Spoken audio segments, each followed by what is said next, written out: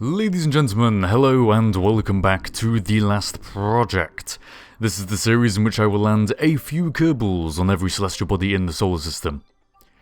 Yep, that's right. I'm no longer saying colonize, because it's used in entirely the wrong context when I say it.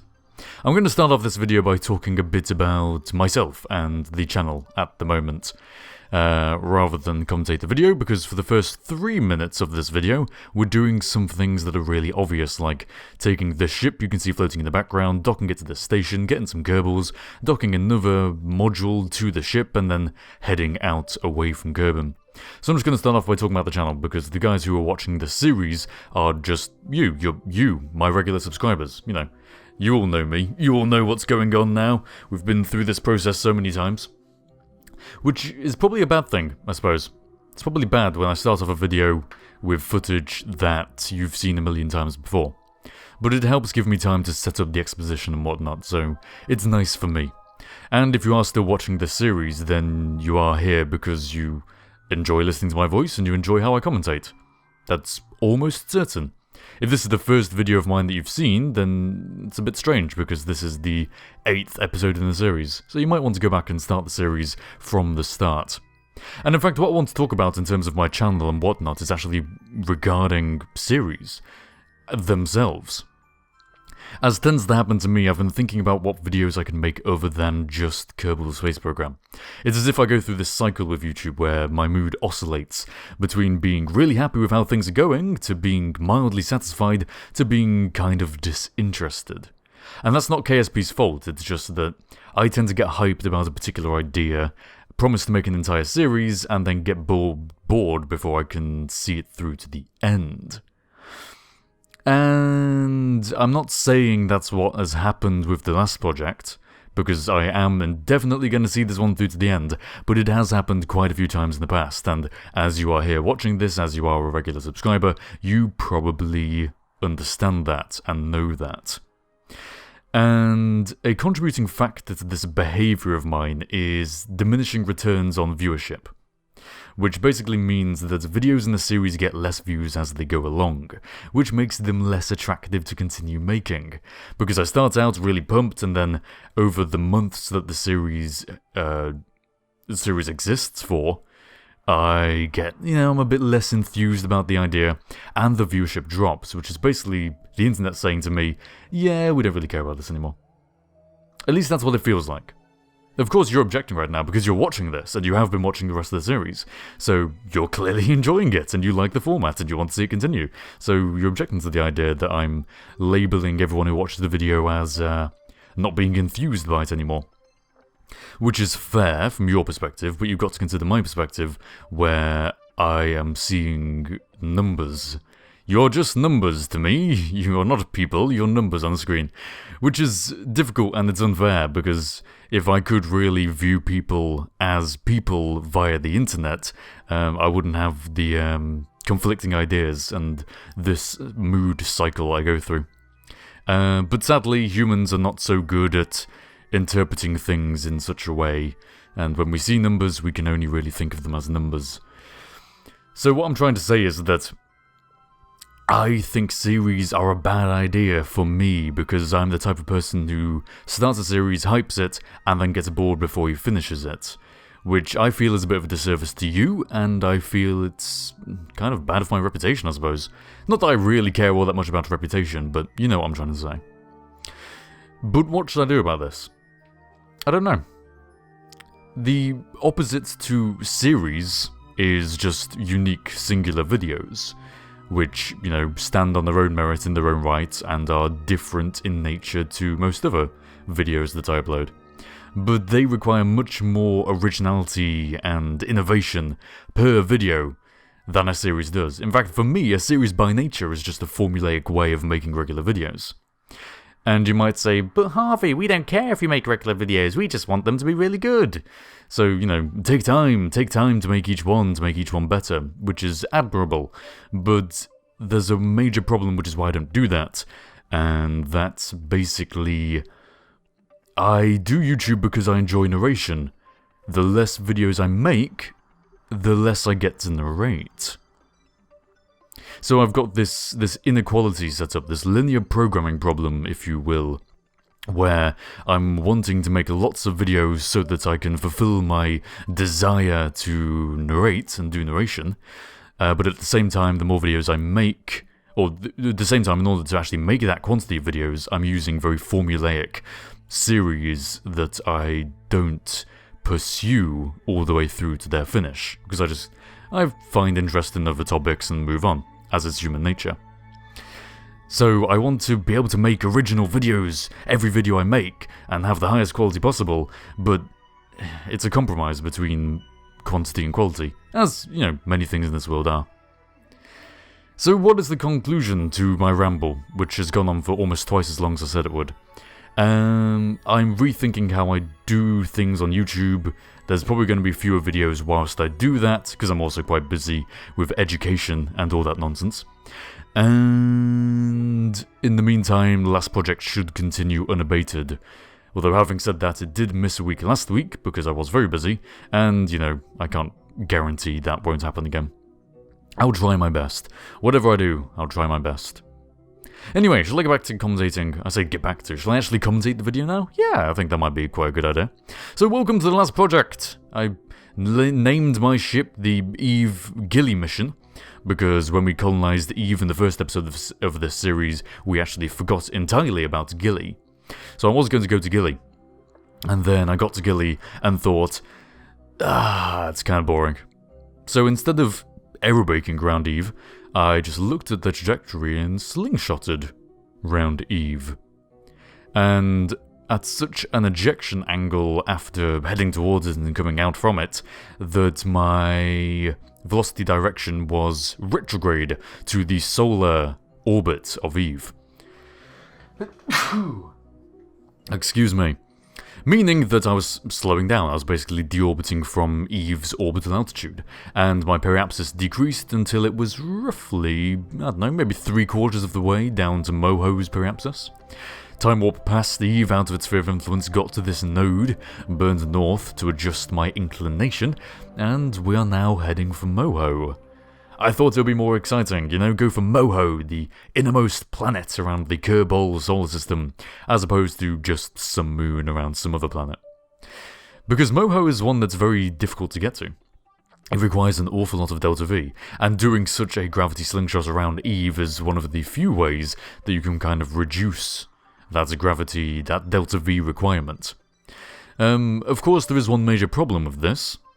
That's that I set out from Kerbin with the intention of going to Gilly, and as such my launch window was entirely based on getting to Eve, which doesn't factor in the actual position of Moho at any point along that equation. So I'm kind of making this up as I go along, which if you think about it means that we're going to be causing these Kerbals to wait quite a while whilst Gilly and our orbital trajectory line up. In fact, as you've just seen, setting up this maneuver node here, we do get an encounter with Moho. Did I say Gilly just then? I meant Moho. We do get an encounter, but it's only after several orbits.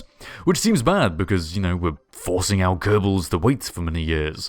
But when you think about it realistically, we're orbiting so close to the Sun that each orbit actually really isn't that long. In fact, I think this entire waiting duration is about 1 year. Which sure is a long time. Would you like to be stuck in a capsule for 1 year orbiting the Sun? I don't think so. I wouldn't either. Unless I was going to Mars or something. But, actually, you know what? A year in a capsule? A year in a capsule? Maybe. Do I get my PC? Can I play games? Can I watch anime? Because if I can, then I can waste plenty of time doing that. I've completely forgotten what I was talking about. Oh yeah, so yeah, year in a capsule, which sounds long, but in terms of space missions, in terms of, you know, transferring from, say, Kerbin out to Joule, it's really actually not very long.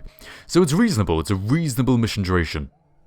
And we do end up, after some burning, near Moho.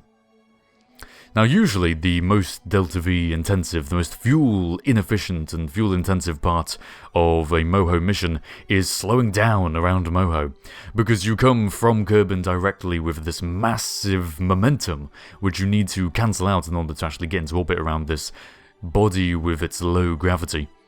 For us, we're doing a little bit better because we already have a fairly low orbit. Our relative velocity to Moho is much less than it might be if we used a more standard method. So we only really end up with about 1.8 kilometers per second of delta V to burn off, which isn't that much. But we are more than halfway through our current transfer stage. So it's a bit close. Thinking about it, it's a bit close. I think I may have read that maneuver node wrong. I said 1.8 kilometers per second? It's gotta be more than that. I think a Moho mission, this is according to Scott Manley a couple of years ago. It can't be a couple of years ago. A while ago, I think I remember Scott saying Moho mission was in the region of like 5,000 meters per second of change in velocity. I banned around the term delta V, and a lot of other KSP commentators do as well, I think. Delta V just means change in velocity. It's essentially a measure of... It's a measure of change in velocity, I don't know how else to put it really. You are burning your rocket's engine in order to accelerate you, and delta V is the measure of how much you can change your velocity in order to go to places. So you'll probably hear people say, oh, it costs 2k delta V to go to Joule, or 1k delta V to go to Juna. And that is just how much you have to accelerate by in order to actually put yourself on that trajectory. So there you go, there's a little bit of an explanation. And here we are doing exactly that, changing our velocity, decelerating, which is kind of just acceleration but in the opposite direction to the direction in which we are travelling. There's another word for you. Word? What? Phrase? Maybe? Description? I don't know. I don't know anymore. I just don't know. I don't know anything. And we get this lovely cinematic pan as well, which I love all so much. As we pass over the node, pass over the North Pole of Moho. Oh, look at that fuel on the stage, getting awfully low. But we're passing over the North Pole, which means that this camera does just kind of pan around the ship. Which is nice. But what's even better is what we will find at the North Pole of Moho. You may have heard of the Mohole. It's featured in probably a couple, maybe a few of my videos now. We went there in the finale of KSP Multiplayer. Speaking of which, I want to do another series. God, listen to me saying the series are bad. I want to do another kind of KSP Multiplayer thing. That was fun, that was really cool. I just don't think I have time for it. But anyway, we came here, and to the Mohole, which is this big crater that's on the North Pole of Moho. Contrary to popular belief, there is no South Pole Mohole. That's weird to say. There's no Mohole at the South Pole. I used to think there was. I just kind of assumed there was, I think. Because you kind of picture this big planet with this axes going all the way through it, as if someone's drilled a hole from top to bottom, so there would be holes at both ends. No, apparently not. I don't know, I haven't checked again. I say, contrary to popular belief, but I haven't actually checked. Maybe as we pass over the South Pole at this point in time and that camera does this pan around again, we could have checked, but I mean, I didn't see it just then. Maybe it's not there. Maybe it is. You will have to go and find out, because I'm not, because my fuel is getting rather low, and I'm actually going to use my transfer engine in order to deorbit my habitation module as well. No other modules, just the habitation module today. Just gonna plonk down some Kerbals in or near, in and or near the Mohole, I should say. And look at that fuel, pretty low, pretty low. Ooh, oh dearie me, this happens sometimes. Oh no. I've run out of things to say. I mean, I could describe how right now we're adjusting our inclination slightly in order to make sure our trajectory passes directly over the aforementioned Mohole. But that would just be filling for time. I've got 6 minutes left on this video. How am I supposed to commentate for 6 minutes? Oi, this script doesn't run on for 6 minutes. What? Make it up? Make it up? That's what I always do. I guess I'll just do that. So yeah,